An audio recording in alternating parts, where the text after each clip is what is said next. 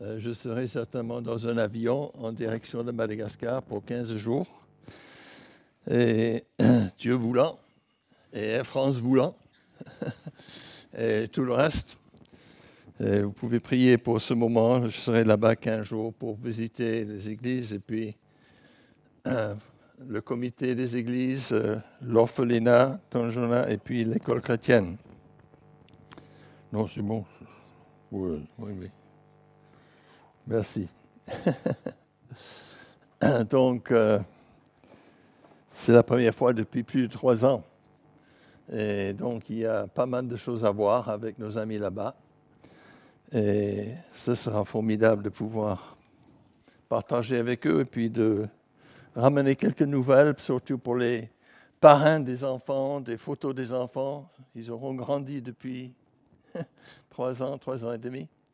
Donc, priez pour cela, afin que le Seigneur conduise toutes choses.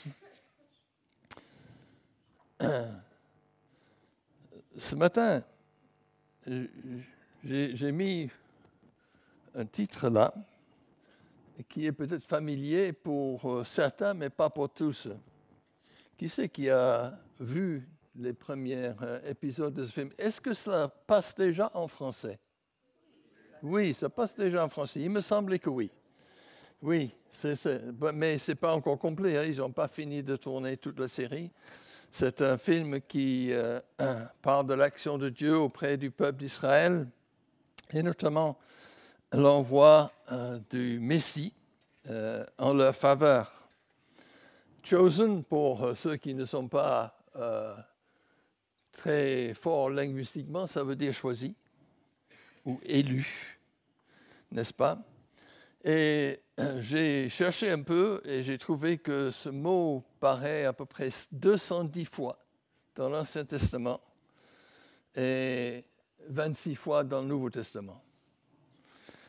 Donc, il y a une différence. La plupart du temps, il s'agit du choix de Dieu. Je croyais que peut-être Hervé allait donner le message là, en parlant de choix. Il savait de quoi j'allais parler. Mais il y a notre choix, mais il y a aussi le choix de Dieu, n'est-ce pas? Appelé élection ou des fois prédestination. Et c'est un sujet compliqué à saisir, où il paraît y avoir quelquefois des paradoxes, mais pour Dieu, il n'y en a pas. La Bible en parle parce que Dieu fait des choix. Nous, on en fait aussi beaucoup. Je n'ai pas calculé, je ne sais pas d'où il a eu son chiffre tout à l'heure, mais oui, on a beaucoup de choix parce qu'on est dans un monde où on multiplie les choses et dans toutes les circonstances, n'est-ce pas? Il y a presque un choix sans limite. Tu vas dans le supermarché et c'est gênant, les rangées et des rangées de produits de beauté. Moi, j'analyse toujours les oranges pour savoir, et c'est moi qui choisis si je peux mes oranges. On cherche ce qui est le meilleur, ce qui est bon, et ce qui nous est peut-être dans la limite de nos possibilités financières. Mais on choisit dans tous les domaines. Les vêtements, des voitures, l'endroit où on va vivre, on choisit aussi sa carrière, son travail, si on peut, etc., etc. Mais la Bible parle beaucoup du choix de Dieu. Et notre assureur, qui est devenu un ami, est mort d'un cancer il y a 2-3 mois. Et il a dit qu'une fois qu'on était chez lui pour un barbecue, la chose suivante, il a dit, je ne comprends pas, les gens, s'ils ne lisent pas l'Ancien Testament, ils ne peuvent pas comprendre le Nouveau Testament. Et je pense que c'est vrai. Évidemment, le Nouveau Testament nous est plus familier, mais l'Ancien Testament prépare le Nouveau.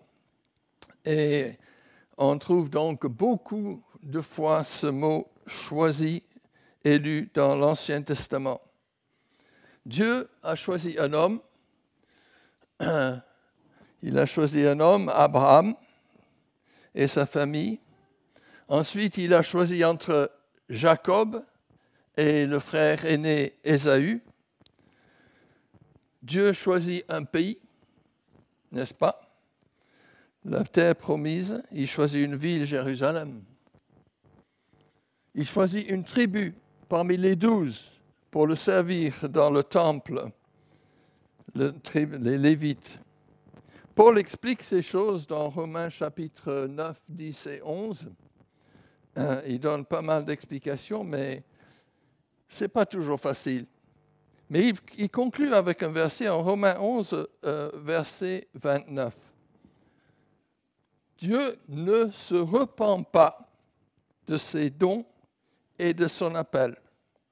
Dieu ne se repent pas, Dieu ne change pas. C'est irrévocable, n'est-ce pas?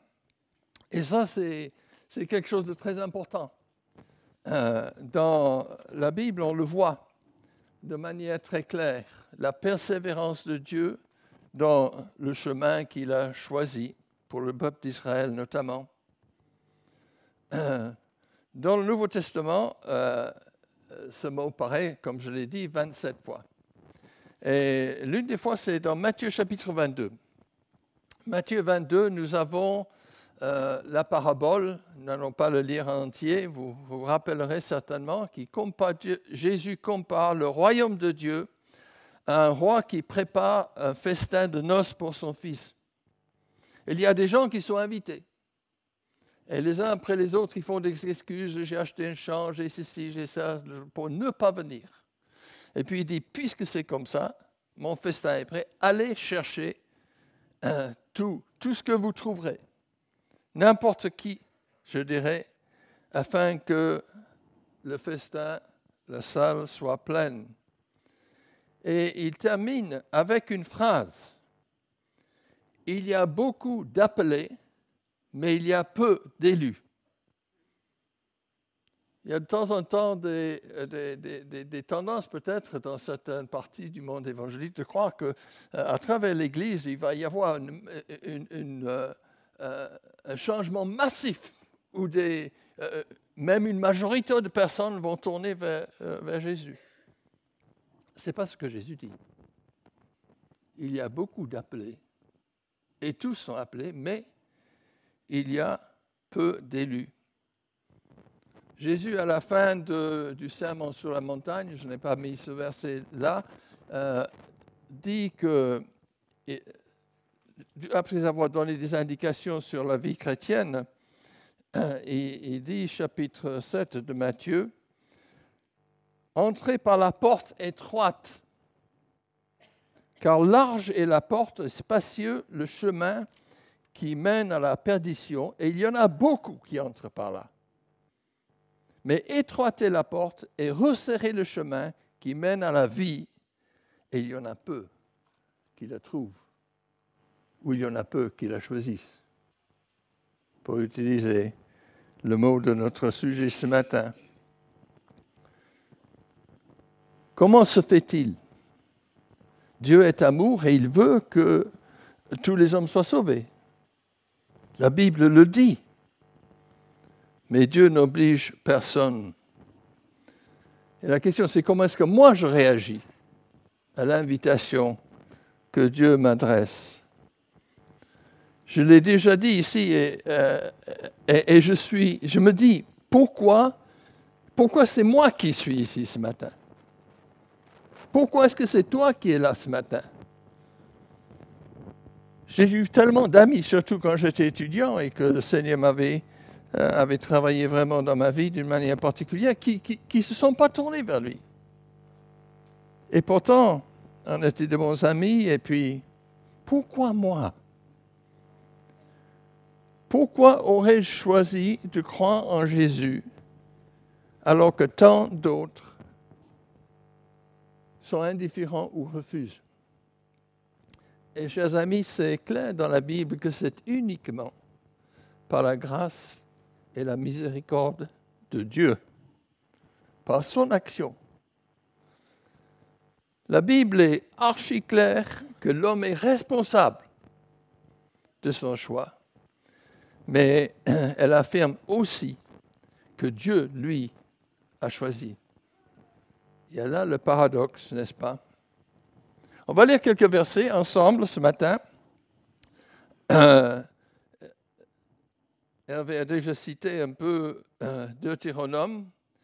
Donc, c'est la répétition de la loi après les 40 ans dans le désert pour le peuple d'Israël, n'est-ce pas? Et en Deutéronome 7, versets 6 et 7,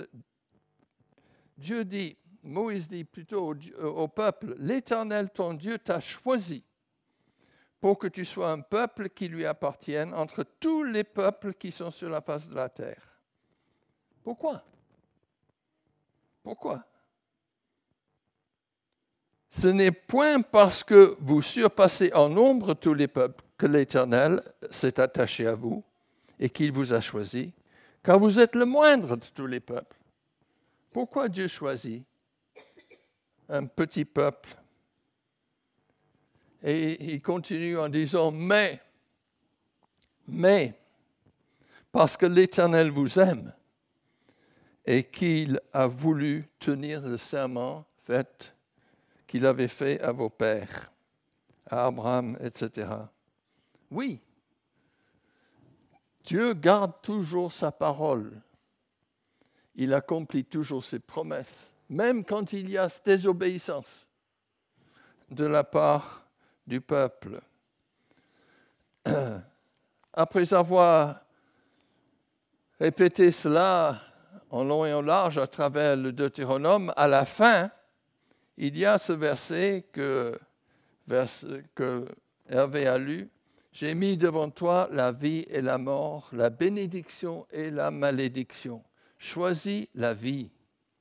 Et ça, c'est le choix, parmi des dizaines ou des centaines d'autres, le choix fondamental de toute une vie.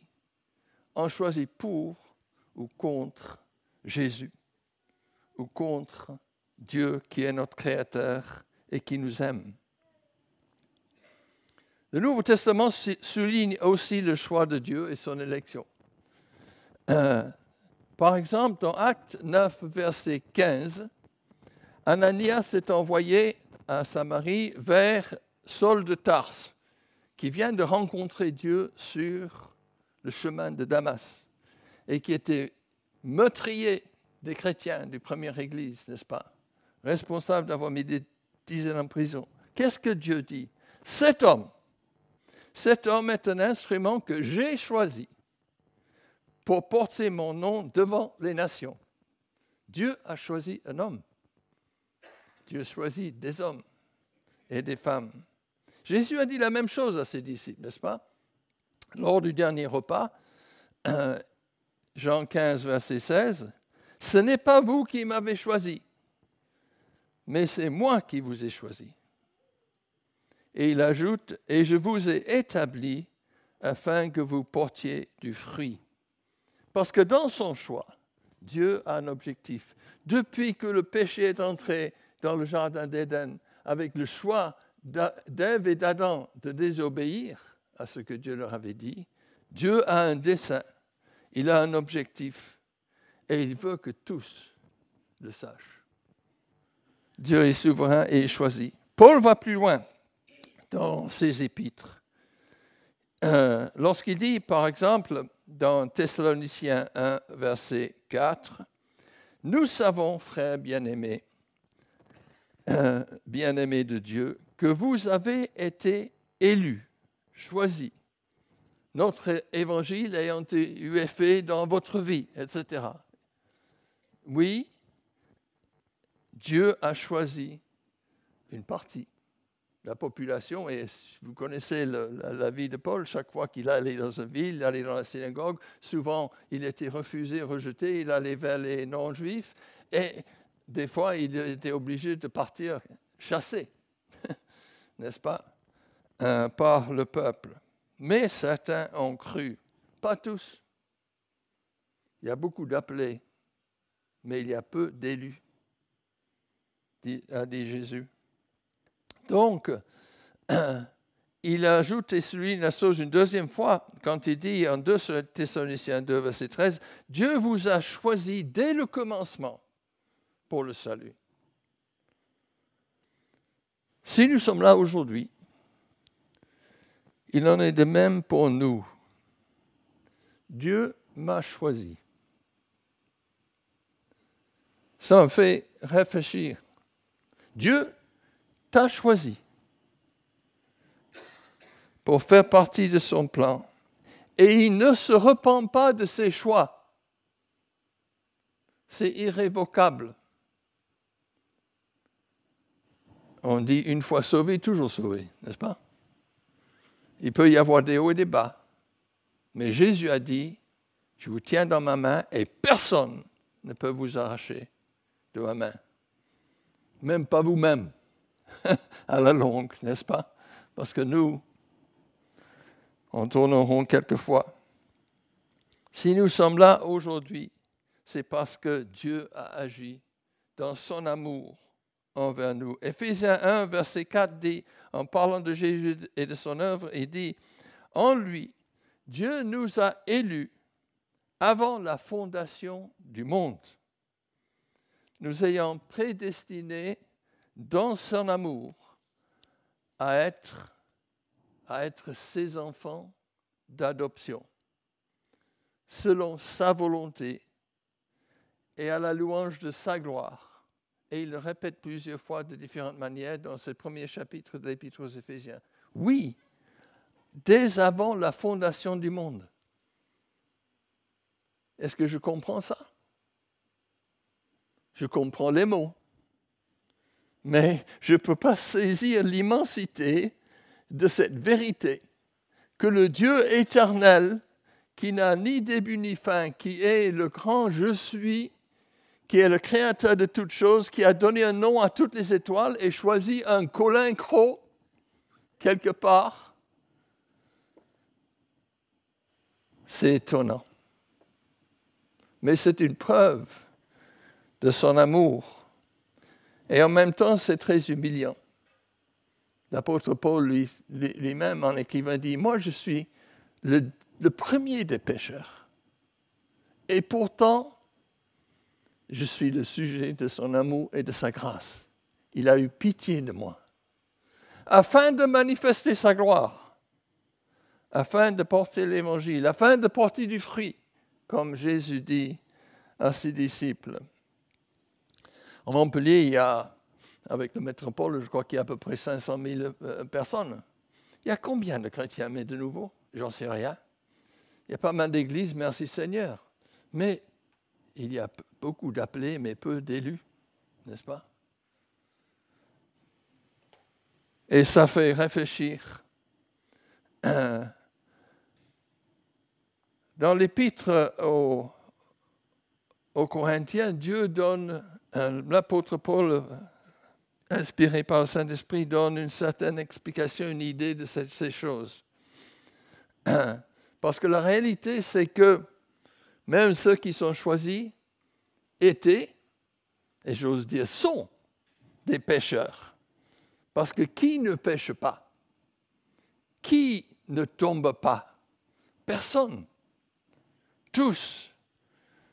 Et ceux qui n'ont pas reçu Jésus sont destinés à la perdition, a Jésus dit.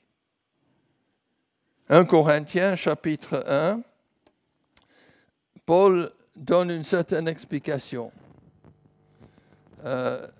J'ai commencé, je crois, au verset 26, mais je vais lire quelques mots avant.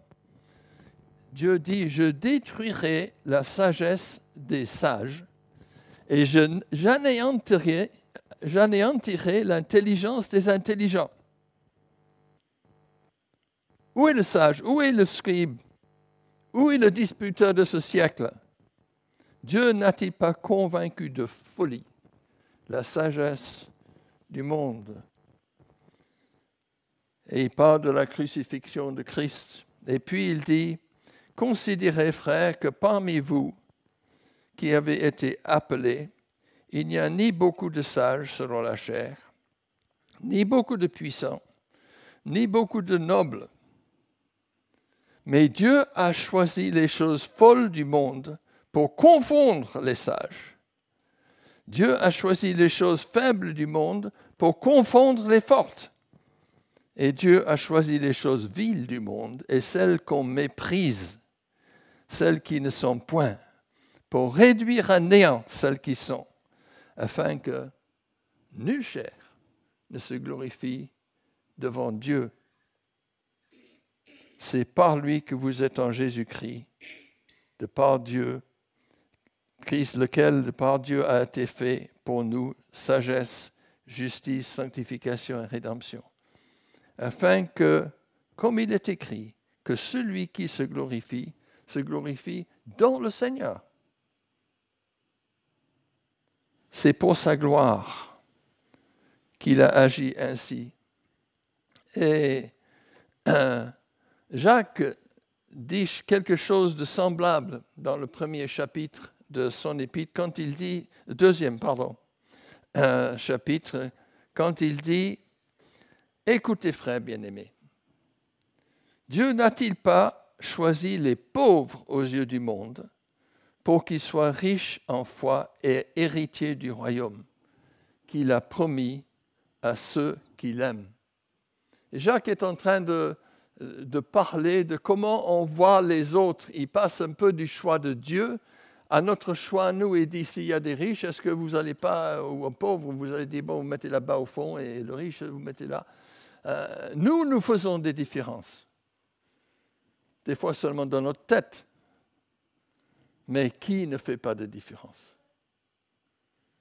Il dit, ben Dieu, non. Dieu aime tous d'une manière semblable.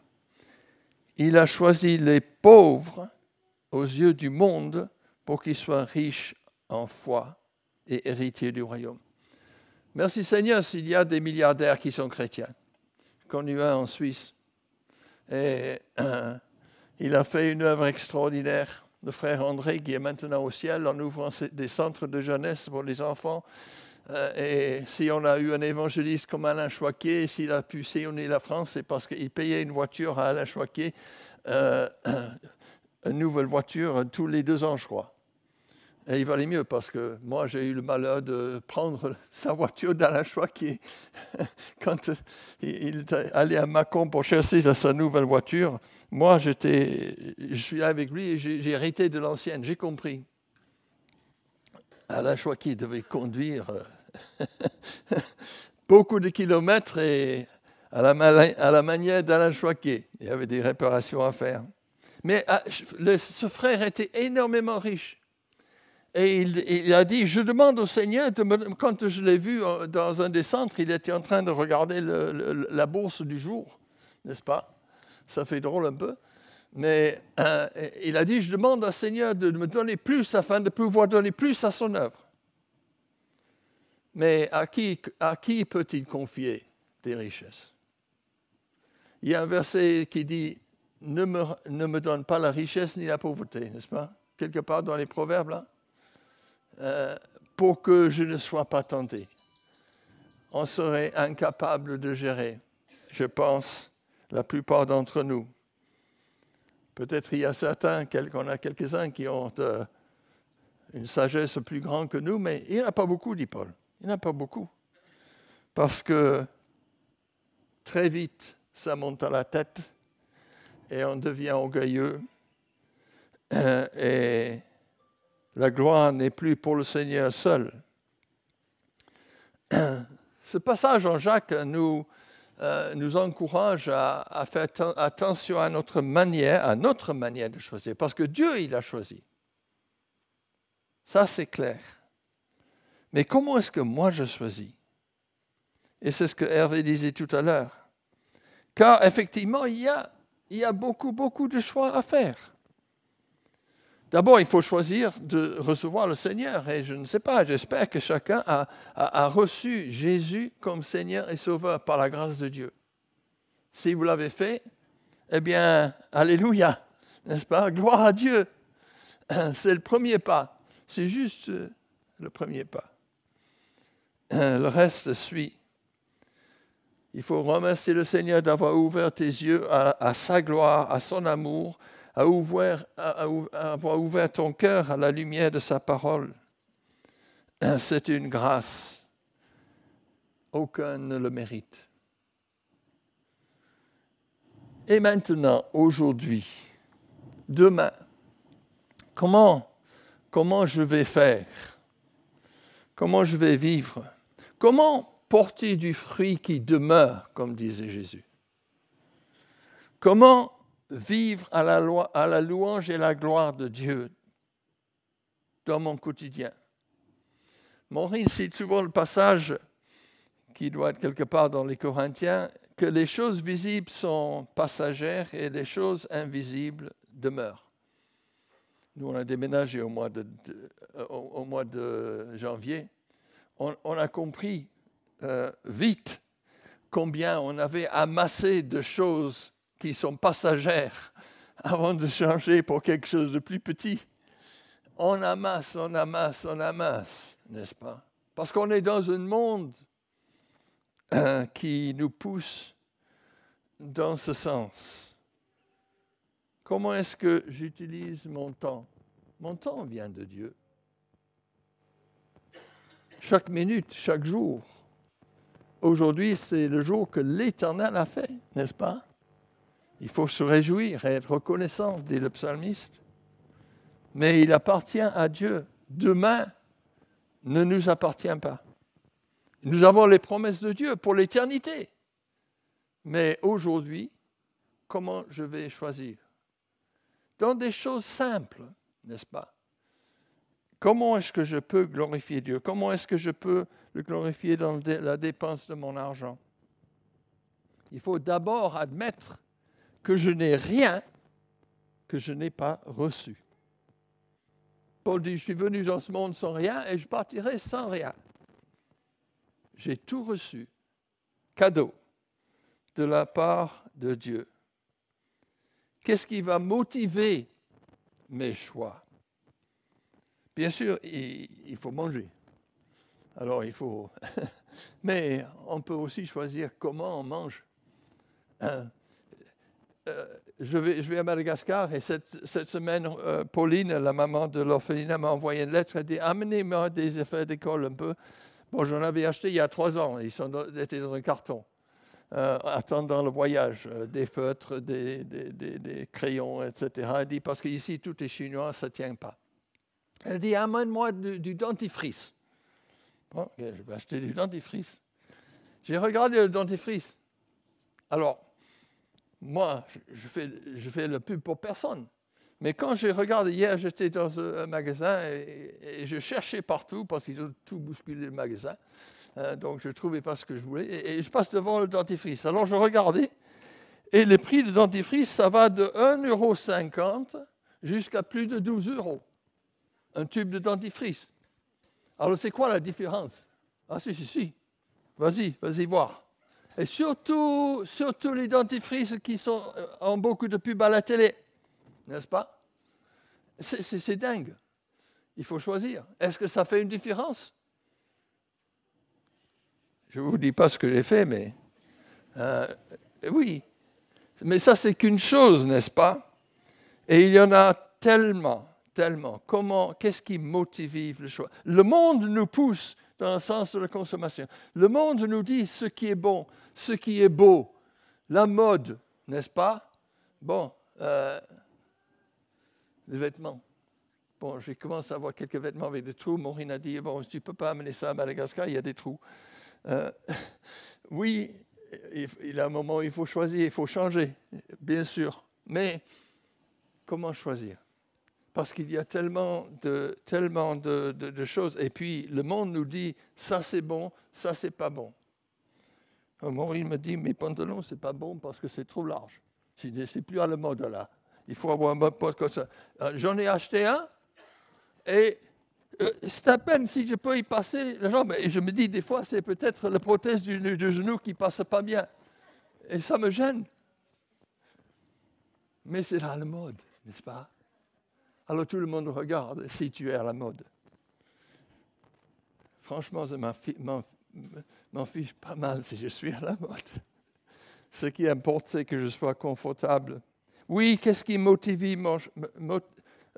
mes choix? Qu'est-ce qui motive mes choix quand je dois changer la voiture? On vient de nous dire cette semaine que la voiture de Maureen, qui a 26 ans, elle ne peut plus circuler. On voulait prendre le truc critère, là. Et ils disent non, après fin décembre 97, pardon, c'est plus possible. Et ce n'est pas une voiture de collection non plus. Il faut attendre encore 4 ans pour ça. Alors, plus le droit de circuler. Ah bon. Alors, qu'est-ce qu'on va faire? Qu'est-ce qu'on va choisir?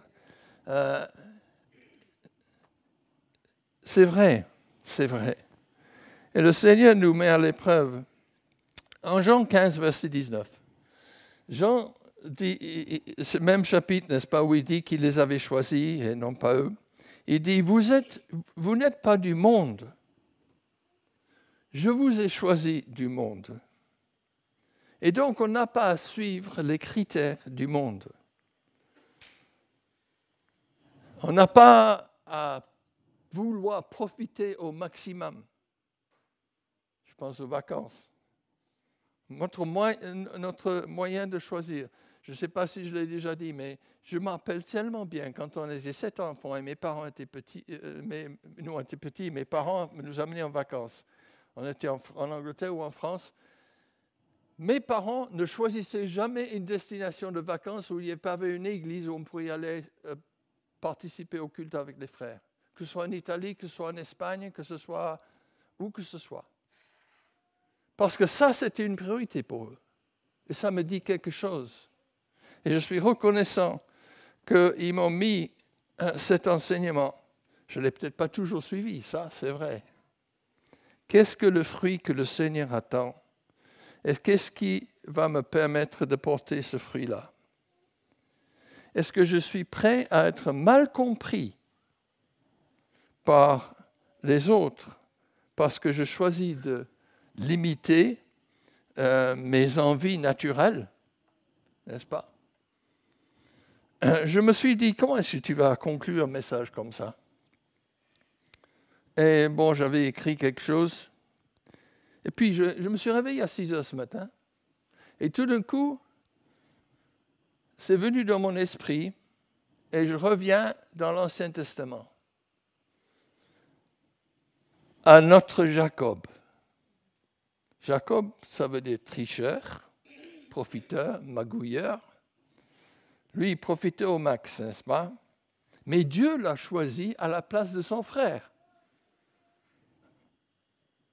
Pour que la gloire revienne à Dieu.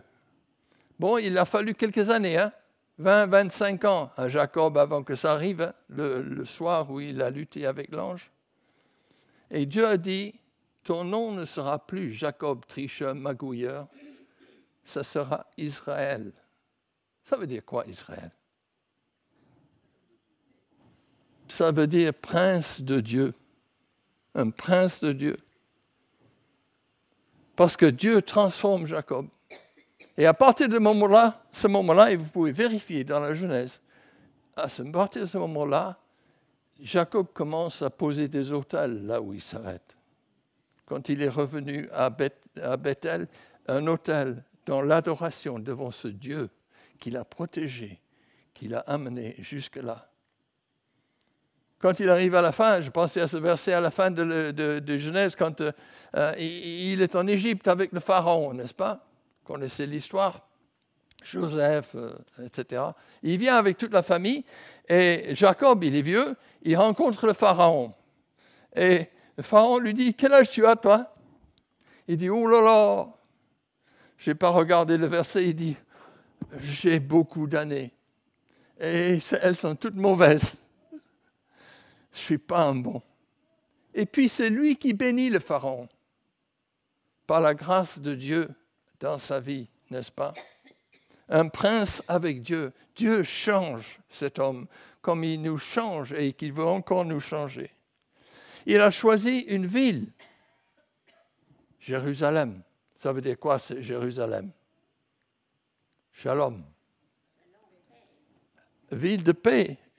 J'ai regardé ma concordance ce matin, après avoir pensé à ça dans mon lit, et j'ai dit possession de paix.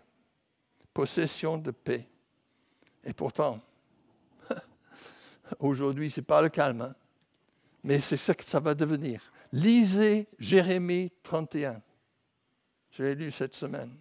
C'est extraordinaire ce que Dieu va faire, parce que l'appel de Dieu est irrévocable.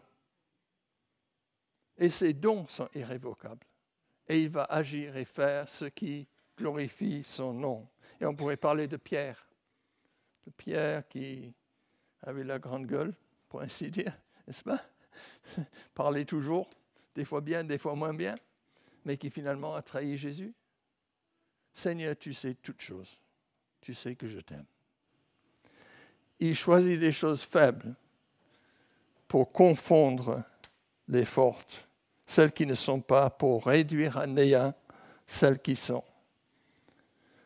Donc, à nous de choisir jour après jour. Et c'est avec Pierre que je termine. 2 citations de l'apôtre Pierre pour montrer jusqu'où il est allé pendant ces années. 1 Pierre 2, verset 9. Vous êtes une race élue, un sacerdoce royal, une nation sainte, un peuple acquis, afin que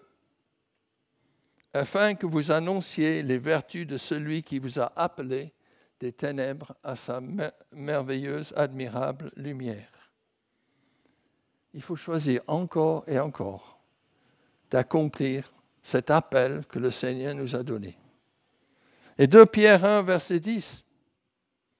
Appliquez-vous à affermir votre vocation et votre élection, car en faisant cela, vous ne broncherez jamais.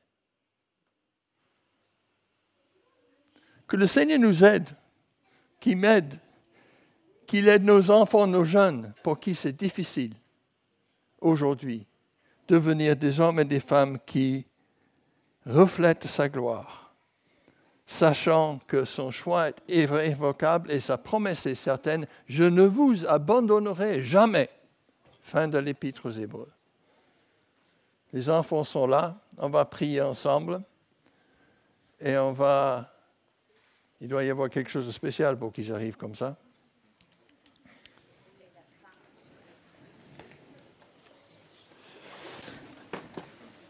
On va prier. Seigneur, je te remercie. Je te remercie tellement que tu nous as permis d'avoir ta parole entre les mains alors que tout le monde n'a pas ce privilège. Tu as ouvert les yeux sur la lumière de ta parole. Tu as mis devant nos yeux et devant nos cœurs ce choix. Choisis la vie et non la mort.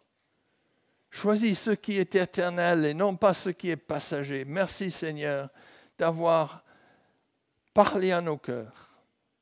Et je prie pour moi-même, je prie pour chacun ici, je prie pour notre Église et pour les autres églises de Montpellier, où nous devons porter cette lumière, où nous devons refléter ta gloire. Seigneur, nous ne comprenons pas ton infinie bonté, mais merci d'avoir choisi, d'avoir élu des enfants comme nous. Et Seigneur, que nous puissions te chercher chaque jour un peu plus afin de refléter un peu plus cet amour et cette gloire pour ceux qui nous entourent et qui n'ont pas compris ou qui n'ont pas choisi. Seigneur, merci pour ta grâce et ta patience. Au nom de Jésus, Amen.